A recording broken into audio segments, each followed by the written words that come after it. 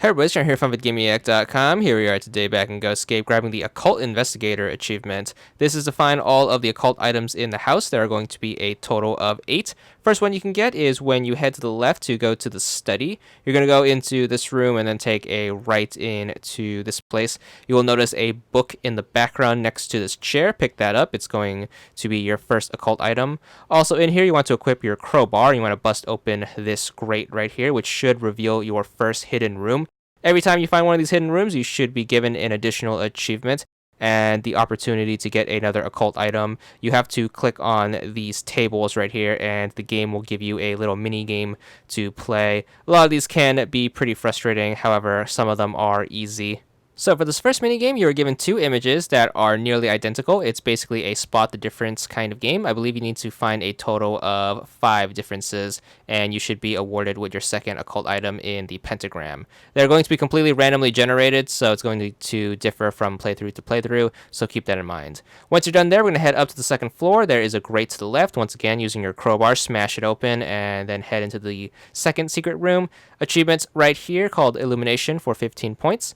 The minigame is going to be a count the shapes minigame, so basically you need to recognize how many shapes are in the pattern. This one can be a little tricky because it's kind of an optical illusion, but just take your time and you should be able to get to the next occult item, which is the capstone. Once you're done there, head on outside and we are going to continue with the story. You are going to have to go to the bathroom to get some stuff, but in here is going to be your next event and then another minigame. So once you step on inside, you get your achievement. Start the mini game. This one's going to be a spinner. You are trying to land on the check marks 5 times.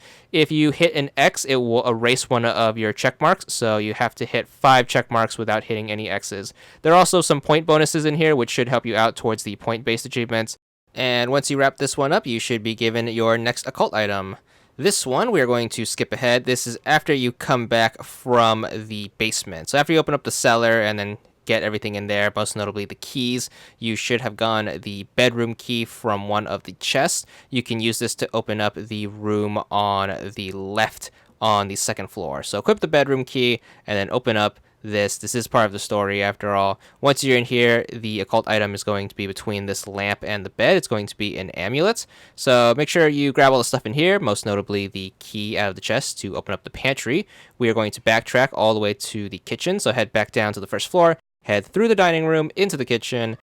Once you're there, you can use the pantry key to open up the door on the left, which should take you into the pantry. As you can see, there is a vent in here, so make sure you bust out the handy-dandy crowbar, bust this open, and step on inside for yet another achievement and another minigame. This one is going to be quite possibly the hardest minigame in the entire game and involves you picking up your phone and using the accelerometer and tilt controls. So what you have to do is you have to steer this ball into the hole in the middle, and you have to do this without touching the walls 5 times. Because the game is pretty sensitive, if you cling onto the wall, it will actually count as you constantly touching the wall. So you can have a situation where you touch the wall once and the ball gets stuck, and you will basically lose all 5 of your chances there. So the game's controls are very, very precise, and it's going to take a lot of practice to get this down just right. So hopefully you can do this without having too shaky of hands, but try your best. The hardest parts are definitely going to be the corners, especially that last corner to get into the last circle right here.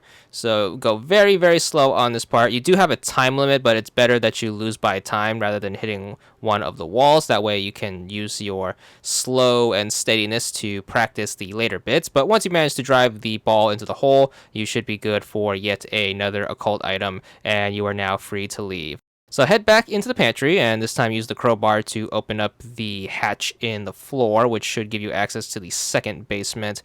Once you're inside, what you want to do is you want to equip your crowbar, and you want to bust open these planks in the background right here. Once you're inside, you will notice a dagger right here. Pick that up, and then we have one more to go, which is going to take place towards the end of the game. So after you figure out how to get into the backyard by doing that one puzzle, once you're here, you want to click on this little dirt mound next to the shed and click around until you find this ring. That should be your 8th and final occult item. There's your final achievement for all the occult items, 10 gamer score, and that's all there is to it.